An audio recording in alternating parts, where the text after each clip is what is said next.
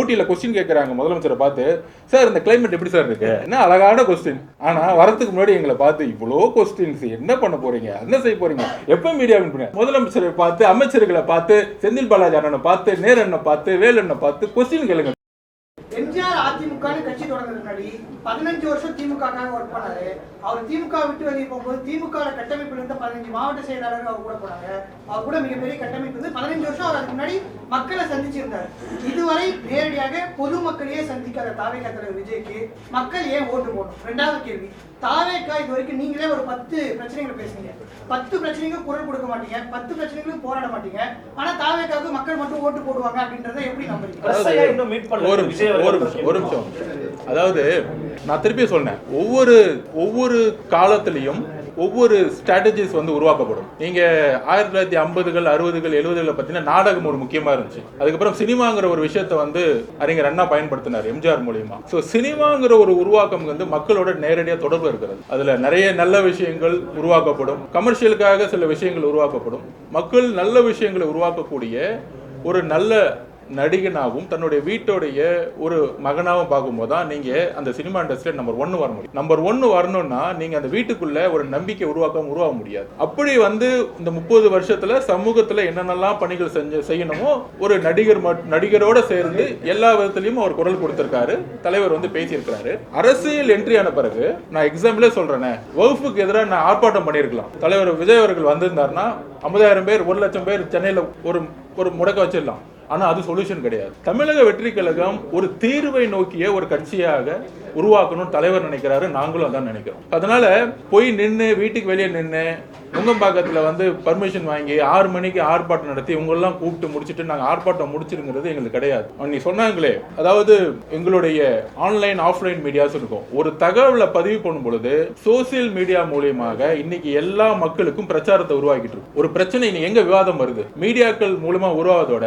இன்னைக்கு ஒரு மக்கள் தன்னுடைய பதிவை தன்னுடைய மொபைல் மூலமா ட்விட்டர்லையோ யூடியூப்லையோ தன்னோட பதிவை பண்ணும் பொழுது இந்த பிரச்சாரத்தை நாங்கள் கடுமையாக நாங்கள் வந்து கேம்பெயின் ஸ்டார்ட் பண்றோம். நாளையிலிருந்து தமிழக அரசு ஃபைல் பண்ணுவோம். அப்போ நாங்க மக்கள்கிட்ட விழிப்புணர்ச்சியை ஏற்படுத்துறது தான் வந்து ஒரு கட்சியோடைய ஆர்ப்பாட்டத்தோடைய வலிமை. ஸோ அந்த காலத்துல எப்படி வந்து சினிமா யூஸ் பண்ணாங்களோ இந்த காலத்துல மக்களுடைய சமூக வலைத்தளங்கள் மூலயமா எங்களுடைய போராட்டத்தை எங்களுடைய கட்சி தலைவருடைய அறிக்கை மூலமாகவும் அவருடைய பேச்சுகள் மூலமாகவும் நாங்க வந்து கொண்டு போய் சேர்த்து அது ஒரு விவாத பொருளாகும் பொழுது நீங்களே அதை எடுத்து ஒரு டிபேட்டா மாற்றும் பொழுது அது அரசுக்கு ஒரு அழுத்தம் வருது.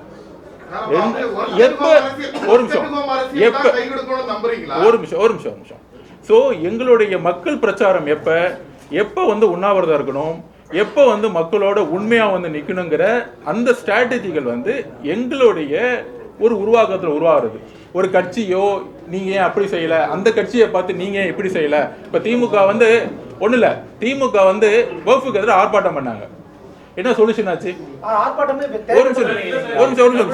ஒரு நிமிஷம். ஆர்ப்பாட்டமும் போராட்டமும் எப்பொழுது தேவைங்கிறது நாங்க நிர்ணயிப்போம். ஆனா திமுக ஆளுங்கட்சியா இருந்துட்டு ஆர்ப்பாட்டம் பண்ணாங்க, ஏன் தமிழக அரசு அன்னைக்கு கேஸ் ஃபைல் பண்ணல? இப்ப அந்த ஆர்ப்பாட்டங்கிறதே ஒரு கண் துடைப்பு அப்படிங்கிறத நாங்க சொல்ல முடியும். ஆனா அது சொன்னா அரசியல் ஆயிடும். எங்களுடைய குறிக்கோள் இன்னைக்கு திமுகவோட கொள்கைக்கும் தாவகவுடைய கொள்கைக்கும் பெரிய வித்தியாசம் கிடையாது. திமுகவை அழிப்பது எங்களுடைய நோக்கம் இல்லை, அதை நான் பதிவு பண்ணிக்கிறேன். ஆனால் எதிர்கட்சியாக இருந்த பொழுது திமுக என்னெல்லாம் சொல்லி வாக்குறுதி கொடுத்து ஆட்சிக்கு வந்தார்களோ அதுவே ஆளுங்கட்சி ஆன பிறகு விவசாய கொள்கையிலும் சரி வகுப்பு கொள்கையிலும் சரி எல்லா கொள்கையிலையும் அவர்கள் வந்து வேறு மாதிரி செயல்படுறதுனால தான் நாங்கள் எங்களுடைய அதாவது இம்ப்ளிமெண்டேஷன் சொல்லுவோம். நீங்க எதிர்கட்சியா இருக்கும்போது என்ன சொன்னீங்களோ அதை ஏன் இம்ப்ளிமெண்ட் பண்ணல? ஒன்றும் இல்லை, இன்னைக்கு இபி விலையை ஏற்ற போறாங்க நியூஸ் வருது. 8 வருஷமா 21 முன்னாடி 8 வருஷத்துக்கு மேல ஏத்தாம மெதுவா வச்சிருந்தாங்க. ஆனா இவங்க வந்து வருஷம் ஏத்திக்கிட்டே இருக்கிறாங்க. கேட்டா மத்திய அரசு சொல்லிருச்சு அப்படின்னு சொல்றாங்க. இதே எடப்பாடி பழனிசாமி அவர்கள் இந்த வந்து மத்திய அரசு சொன்னாங்க, ஒன்றிய அரசு சொன்னாங்க, அதனால நாங்க செய்யறோம்னு சொல்லும் பொழுது அப்போ ஒன்றிய அரசுடைய அடிமையா அப்படின்னு அவரை பார்த்து கேட்ட ஒரு திமுக இன்னைக்கு அதே மாதிரி கிட்டத்தட்ட இண்டஸ்ட்ரி ரன் பண்றவங்க இன்னைக்கு ரன் பண்ணவே முடியல. தொழிலதிபர்கள் எல்லாருமே கோயம்புத்தூர் பக்கம் சிறு குறு வியாபாரிகள் எல்லாருமே 35-36% இபி விலை ஏற்றதுனால அங்க ஜிஎஸ்டி விலை ஏற்றுனாங்க, அவங்க ஒரு குரலை வந்து நசுக்கிறாங்க, இவங்க வந்து இபி விலை ஏற்றுறாங்க. ஸோ இந்த மாதிரி ஒரு மக்களுக்கு எதிரான ஒரு விஷயத்த அழகா உருவாக்கிட்டு இது பிரச்சனை வரும் பொழுது டக்குன்னு டைவர்ட் பண்ணிடுவாங்க. கவர்னரை நாங்கள் எதுக்குறோம், கவர்னருக்கு என்ன அதிகாரம் இருக்கு? ஓகே, ஹைகோர்ட் சுப்ரீம் கோர்ட் போனீங்க, ஜட்மெண்ட் வாங்கணும், நம்ம நிரூபிச்சிட்டோம், கான்ஸ்டிடியூஷனல் ரைட்ஸ் இருக்கு. அதே மாதிரி வகுப்புக்கு போயிருக்கலாமே, இந்நேரம் ஏன் போல? ஸோ அந்த மாதிரி எதிர்கட்சியா இருக்கும் பொழுது எத்தனை போராட்டங்கள் செய்தார்களோ அத்தனை போராட்டம்லாம் பி ஷாக். திருமாவளவன் போராடிட்டு இருக்காரு, கம்யூனிஸ்ட் தோழர்கள், அதாவது கம்யூனிஸ்ட் தோழர்கள் ஒரு சங்கம் கேட்குறாங்க. அந்த சங்கம் கடைசியில் போய் எங்க வாங்கினாங்க? ஹைகோர்ட்ல போய் வாங்கினாங்க. கூட்டணி கட்சிக்கே அதான் நிலைமை. எல்லாமே போராட்டம், எல்லாமே நான் கொஸ்டின் கேட்கணும், எல்லாமே அரெஸ்ட். அப்ப இது ஒரு நாடகத்தனமான ஒரு விளம்பர ஆட்சிங்கிறது தான் எங்களுடைய பதிவு. ஒரு நிமிஷம், அதுதான் நான் சொல்ல வரேன். மக்களை எப்படி சந்திக்க போறாருன்னு பாருங்கன்னு தான் நான் சொல்ல வரேன். ஒரு நிமிஷம்,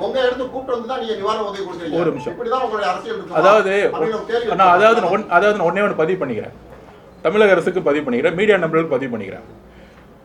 போறது பிரச்சனை கிடையாது. அதுக்கு தான் இப்போ வந்து ஒரு கட்டமைப்பு உருவாகிட்டு இருக்கோம். இப்போ கோயம்புத்தூர்ல போகணும், அது கட்சி கிரௌடு கிடையாது. நிறைய பேர் நீங்களாம் சொல்றீங்க ரோட் ஷோ போறாருன்னு. ரோட் ஷோங்கிற பிளானே முதல் கிடையாது. தயவு செய்து நீங்க வந்து மாத்துங்க. தலைவர் விஜய் நான் பேசுறேன். இதே மதுரைக்கு அங்க வந்து அவர் திண்டுக்கல் ஷூட்டிங் போகும்போது இவ்வளவு நாள் விஜய் வந்து எங்க போறாரு, எங்க ஷூட்டிங் போறாருன்னு சொல்றது கிடையாது. என்ன எந்த அப்டேட் இல்லாம அவரால் போக முடியும். அப்போ நாளைக்கு நான் ஷூட்டிங் போறேன்னு முன்கூட்டியே சொல்லி அங்க எதிர்பாராத ஒரு ரோட் ஷோ நடக்கணும் அப்படின்னு திட்டமிட்டது தானே? இது வந்து பார்க்கணும்னு ஏங்கின ரசிகர்கள் பார்க்க முடியல. இப்போ நான் இறுதி கட்ட படப்பிடிப்புக்கு நான் போறேன் அவர் சொல்லிட்டே போறது வந்து அது சொல்லப்படாத ஒரு ரோட் ஷோ தானே. அப்போ ரோட் ஷோ உங்களுக்கு தேவைப்படுது, ரசிகர்கள் வர தேவைப்படுது, ஆனா நாங்க சொல்லல வரல அப்படிங்கிறது எப்படி? நான் அது பதில் சொல்லிடுறேன். அதாவது தோழர், இன்ஃபர்மேஷன் வந்து முன்னாடி ஒரு நடிகராக இருக்கும் பொழுது இன்ஃபர்மேஷன் பாஸ் ஆகாது. ஆனால் இவர் போற விஷயம் யாரால லீக் பண்ணப்படும்? திமுகவுடைய இன்டெலிஜென்ஸ் மூலமா லீக் பண்ணப்படுது. அவ்வளவுதான். டிக்கெட் புக் பண்ண உடனே இவர் வராரு, இவருக்கு என்ன அந்த லீக் வந்து வெளியே வர்றது, அவ்வளவுதான். இப்போ நாங்கள் வந்து ஐயோ இவர் வராருன்னு பேனர் அடிச்சு ஒட்டல. அங்க எங்க வந்து கோயம்புத்தூர்ல வந்து எங்க வந்து பூத் லெவல் மீட்டிங் நடந்துச்சு அப்படிங்கிற ரூட் தெரியும் எல்லாத்துக்கும். அப்போ மக்கள் வந்து யாருமே ஒரு விளம்பரம் போல தாவிக சார்பாக ரோட் ஷோ பண்ண போறேன்னு. ஆனால் ஹோட்டலுக்கு வெளியே வரும் பொழுது 20,000-25,000 மக்கள் நிற்கும் பொழுது எந்திரிச்சு நிக்கலன்னா மக்கள் வந்து கோவப்படுறாங்க, பார்க்க முடியலன்னு. அப்ப போலீஸே அங்க சொன்னாங்க, நீங்க எந்திரிச்சு முகத்தை காமிச்சிட்டு போங்க, மக்கள் விலகிடுவாங்க. லோக்கல் எஸ்பியே சொன்னாரு, நீங்க ரோட்ல போகும்போது சார் கொஞ்சம் முகத்தை காமிச்சிட்டு போவாங்க, உங்களை முகத்தை பார்த்துட்டா விலகிடுவாங்க அப்படின்னு. ஸோ அப்ப அந்தந்த காவல்துறை அதிகாரிகளே என்ன செய்யணும்னு தவிக்கிறாங்க. ஏன்னா மக்களுடைய கூட்டம் வந்து இயற்கையா குடும்பமா வருது. நீங்க குடும்பங்களோட கட்சியை விட்டுருங்க. ஒரு பெண்கள்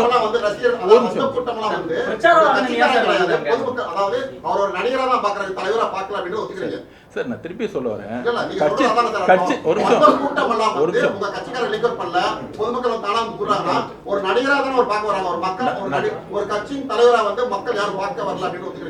நான் பேசிக்கிறேன். இதே தான் வந்து நீங்கள் வந்து எம்ஜிஆர் அவர்கள் சொன்னீங்க, நடிகர் வந்தார் கூட்டம் வந்துச்சுன்னு சொன்னீங்க. என்டிஆர் சொன்னாங்க நடிகர் வராங்க கூட்டம் வந்துச்சுன்னு சொன்னாங்க. இந்த கூட்டம் எதுக்காக வந்துச்சு, அவரை எதுக்காக பார்க்க வந்தாங்கிறது எலெக்ஷன் ரிசல்ட் அன்னைக்கு உங்களுக்கு தெளிவாக தெரியும். அது வரைக்கும் நான் ஆர்குமெண்ட் பண்ணிட்டு இதுக்காக பார்க்க வந்தாங்களா அதுக்காக பார்க்க வந்தாங்க. நாங்கள் வந்து அங்கே இருக்கிற கிட்டத்தட்ட லட்சக்கணக்கான மக்கள் ரோட்டில் நின்றுருந்தாங்க. நான் போய் சர்வே எடுத்து நீங்கள் எதுக்காக பார்க்க வந்தீங்கன்னு கொஸ்டின் இல்லை. ஒரு வீட் ஒரு நிமிஷம் நீங்க போறத வந்து இன்டெலிஜென்ஸ் லீக் பண்ணிட்டாங்கன்னு சொல்றீங்க. இன்னமும் நான் சொல்லக்கூடாது, போஸ்ட் ப்ரொடக்ஷன்ஸ் வேலை நடந்துட்டு இருக்கு. சென்னையில அவர் எங்க வராரு போறாரு, அந்த ஷூட்டிங் முடிச்சு இன்னமும் போயிட்டு இருக்கு. ஏன் அதை வந்து இன்னமும் இன்டெலிஜென்ஸ் அதை மட்டும் பண்ண வேண்டிய அவசியம் என்னவா இருக்கு? அது நீங்க மதுரையில வெளியூர்ல போறாரு, அதை மட்டும் இன்டெலிஜென்ஸ் லீக் பண்ணுது. இப்பவும் விஜய் வந்து தனியா தான் இருக்காரு. நீங்க ஒரு குற்றச்சாட்டை சொல்லும் போது அப்ப எல்லாத்தையும் தானே லீக் பண்ணணும். அதை மட்டும் தனியா லீக் பண்ண வேண்டிய அவசியம் என்னவா இருக்கும்? அது அவங்க கிட்ட தான் கேட்கணும். ஒரு பாதுகாப்பு நிறைய இடத்துல பாதுகாப்பு கொடுக்கறதே இங்க கொஸ்டினா இருக்கு. இங்க வரும் பொழுது கிட்டத்தட்ட நீங்க ரோட்ல கிட்டத்தட்ட 1 லட்சம் மக்கள் அங்கிருந்து நிற்கும் பொழுது எங்களுக்கு பாதுகாப்பு தான் மிகப்பெரிய பிரச்சனை. அதுக்கு தான் இப்போ வந்து டோட்டலா, ஏன்னா மக்கள் பாதுகாப்பு எங்களுக்கு முக்கியம். அதான் நான் லாஸ்ட் டைம் மீட்டிங்லேயே சொன்னேன். நான் ஏர்போர்ட்ல இந்த ஈவெண்ட்டுக்கு அப்புறம் தான் தெரிஞ்சு ஒரு பெண்கள் தன்னுடைய குழந்தைங்களை கூட்டிட்டு வந்து நிற்கிறது வந்து க்ரௌட் வந்து மொபைலைஸ் பண்ணவே முடியாது. நீங்க அதை நல்லா நீங்க எங்க வேணா வீடியோ எடுத்துக்கோங்க. It's not a crowd, is mobilise crowd. ஒரு சாதாரண ஒரு பெண்மணி குழந்தைய தூக்கிட்டு வந்து குழந்தைய கொடுக்குற அளவுக்கு வராங்கன்னா ஒரு இன்டென்சிட்டிவாக அவங்க உள்ளே வராங்க. பார்க்கணும், அவரோட பார்க்கணும், பேசணும்னு ஓடி வராங்க. ஸோ அப்போ அதுக்கான செக்யூரிட்டி சிஸ்டத்தை உருவாக்குறதுக்கு தமிழக அரசோட காவல்துறையோட பேசிக்கிட்டு இருக்கோம், அதுக்கான செக்யூரிட்டி சிஸ்டம் உருவாக்கிட்டு இருக்கோம், ஒய்பிரியோட பேசிகிட்டு இருக்கோம். ஸோ இதுதான் ரீசனை தவிர அவருடைய மக்கள் சந்திப்பு ஒரு இது வரைக்கும் எப்படி இருக்குங்கிறத நீங்க கூடிய விரைவில் பார்ப்பீங்க. அது உண்மையாக இருக்கும், நேர்மையாக இருக்கும். ஒரு அது ஆல்ரெடி மக்களோட செஞ்சுட்டு தான் இருக்கிறாரு. நீங்க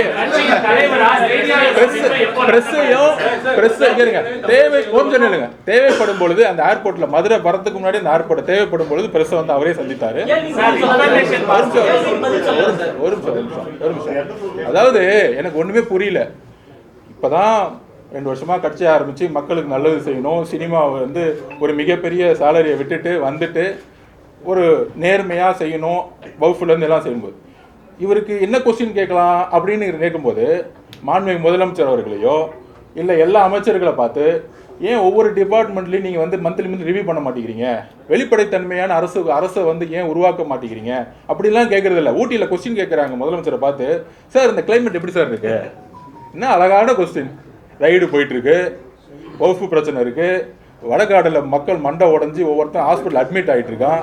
அங்கே எஸ்பி ஸ்டேட்மெண்ட் கொடுத்து ஹைகோர்ட்டில் வந்து ஹைகோர்ட் வந்து கண்டவுன் பண்ணிட்டு இருக்கு கவர்மெண்ட்டில் ஒயிட் காலர்னு சொல்லிட்டு கலெக்டரை திட்டிட்டு இருக்காங்க.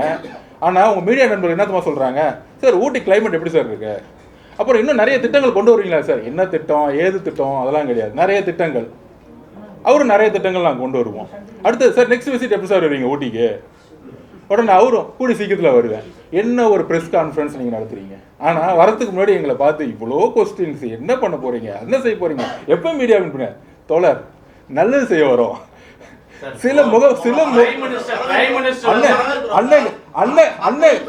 அண்ணன் கேட்ட கேள்வி 3 கேள்வி முதலமைச்சரை பார்த்து, அமைச்சர்களை பார்த்து, செந்தில் பாலாஜி அண்ணனை பார்த்து, நேரண்ணை பார்த்து, வேலண்ணை பார்த்து கொஸ்டின் கேளுங்க தயவு செஞ்சு. அப்ப வாய்ப்பு இல்லையா திருநாள்? ஒரு நிமிஷம். அப்ப உங்களுக்கு வாய்ப்பு இல்லையா? உங்களுக்கு வாய்ப்பு கேட்கல. எந்த சேனல் நீங்க? எந்த சேனல் அண்ணன்? ஆனா உங்களுக்கு வாய்ப்பு கிடைக்காம இருக்கும் புதிய தலைமுறைக்கு. மீட் பண்ணல அப்படின்னு சொல்லிட்டு தாவேகா தலைவர் கேக்குறாரு பொதுமேடையில. அப்படி இருக்கக்கூடிய தலைவர் ஏன் பிரஸ் மீட் பண்ண மாட்டாருங்கிறது தான் கேள்வி. அதாவது மக்கள் சந்திப்போட உங்களை சந்திக்கணும்னு அவருக்கு நிறைய ஆர்வங்கள் இருக்கு. எந்தெந்த இஷ்யூஸுக்கு எப்போ அட்ரஸ் பண்ண அதான் சொல்றேன். இதெல்லாம் ஒரு ஸ்ட்ராட்டஜி பிளான். அந்த ஸ்ட்ராட்டஜி பிளான்ல கண்டிப்பா இங்க இருக்க ஒவ்வொருத்தரையும் சந்தித்து உங்களுடைய கேள்விகளை ஜனநாயக மூலமாக எதிர்கொண்டு பேசுவார்.